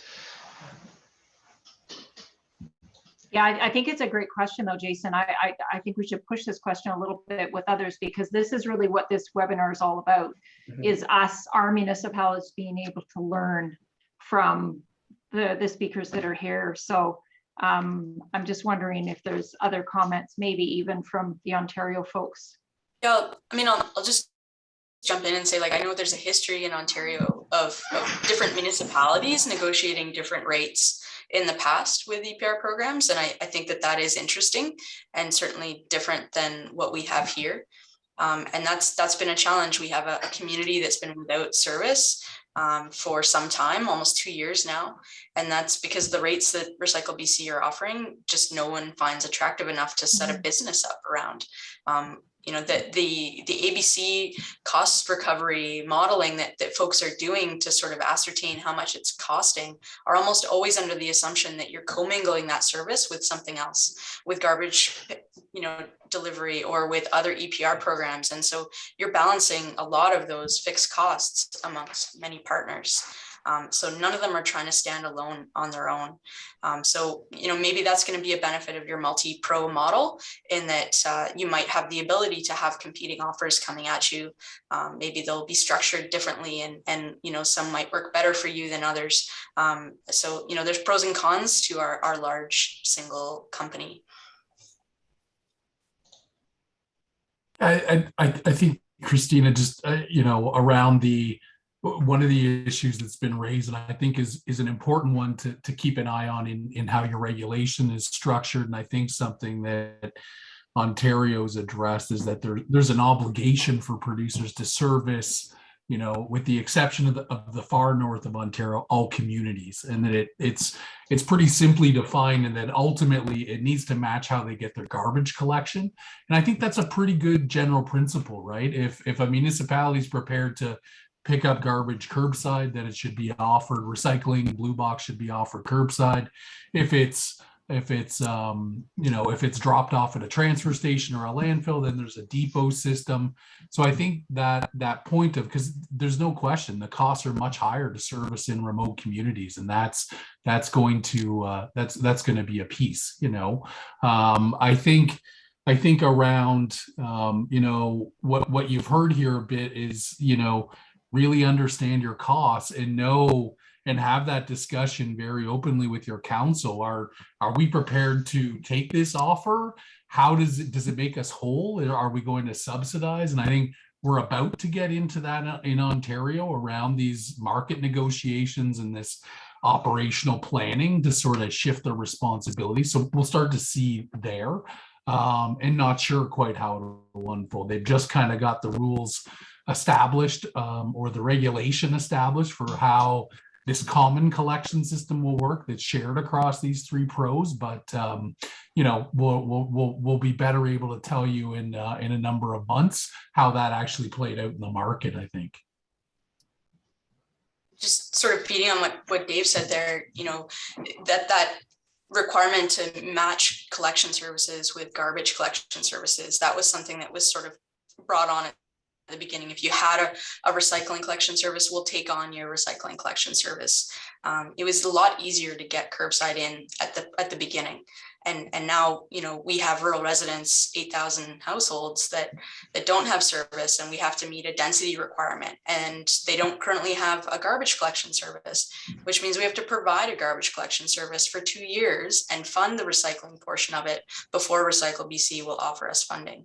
So the bar gets higher and higher. You know, the smaller the piece of the pie that you represent, they're meeting their collection targets now, and so they're happy. They're not needing that little bit of gravy on top. So there's some risks there too with matching services going down the road and having to fund that recycling portion for us. I have a quick follow-up question for Tara. Based on your response to the last question, I think something burning in my mind, maybe somebody else says, why then not hand everything over to Recycle BC for the entire regional district and ask them to deliver the services on your behalf and just step away? Because they don't for depots. So primarily the most of our tonnage comes in through our 16 depots, because we have, of 63,000 people, we only have 20,000 plus living in municipalities that receive the curbside. Our curbside program, the incentives we receive pretty much covers our collection. The one exception is our audits. So we do curbside audits for our programs to try to keep the contamination down. And we are subsidizing that.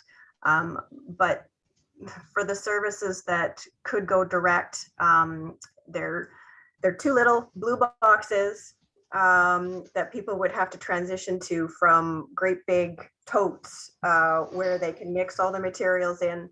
When we look at the tons of recycling that we're collecting curbside in Williams Lake, that we provide the service to, versus Quesnel, which is direct service, we're getting a lot more material collected, especially because we're doing the every 2-week service. So, you know, those big totes work well for us, and it works with the city delivering the garbage collection. It just works for us, so we haven't passed it over. Okay, thanks. I know we're bumping right up against 3:30 here, and that's the scheduled end of our webinar. We don't want to run too far over time, but I am just going to ask our speakers if they can stick around for a few minutes. There's one question I'd like, burning question in Alberta right now. Our topic is around multifamily, our residential, and our mixed use properties. So my question is, well, what happened to those properties in your municipality if you weren't providing service to them, like apartment buildings or condos? Are they receiving service now, or how long did that take? And if they are? That's likely for our bigger BC groups, but go ahead. Yeah. Go ahead, Lynn. Okay. So for the city of Richmond, the recycling requirement for all multifamily units were embedded in our bylaw. So when we everybody transitioned with us, there was no, they can't basically not pay for recycling. They cannot not participate. So it was pretty straightforward for the city of Richmond. Okay. And is that something that Vancouver or Surrey bumped into? Tara, you go ahead, I guess. But yeah, and for us, we weren't providing that service before Recycle BC. One of our municipalities included that in their collection contract. And it isn't a bylaw that all buildings have to participate, but it was the ones that were willing. So about half of our multifamily buildings in that municipality receive PPP collection, and the other half don't. It's something that we're currently looking at for a bylaw to make it mandatory that they all do. And in Vancouver, it's mandatory. And the city was offering that service either directly through our own staff or through a contracted service. And MNBC just took it on, the whole multifamily recycling program when they transitioned over to deliver the service from us. Yeah, that was Go the same. ahead. That was the same with Surrey as well. Multifamily was on services prior to the program, and they just carried right into the Recycle BC program. Great. Fabulous. Okay, great question to end on. We're a couple of minutes over, so I don't want to keep anybody any longer, but we do have some extra questions in the chat that we are going to be responding to separately. And again, feel free, if you have questions that you want to ask that you don't think were answered, we can refer you to one of our fabulous speakers, and you can have a continued conversation so that you can get the insight that you would like to have in terms of how we're moving forward on EPR in Alberta. So thank you, everybody. Thank you so much to the speakers for helping us with this. This is so fantastic that you're willing to help out your peers, because our municipalities really need to hear from you in terms of your experiences so that they can learn from them. And for all of our members and our other partners who joined, thank you very much. We ended up with over 200 people on this webinar, which was fantastic. And we will continue to work on this file. So please send us a message if you have a particular issue you think we should do a webinar on, any other questions. We'd really like to hear from you. So thank you, everybody. Now you can go out and enjoy the sunshine. And again, thanks, and we'll see you at the next event. Thank you very much. Thank you.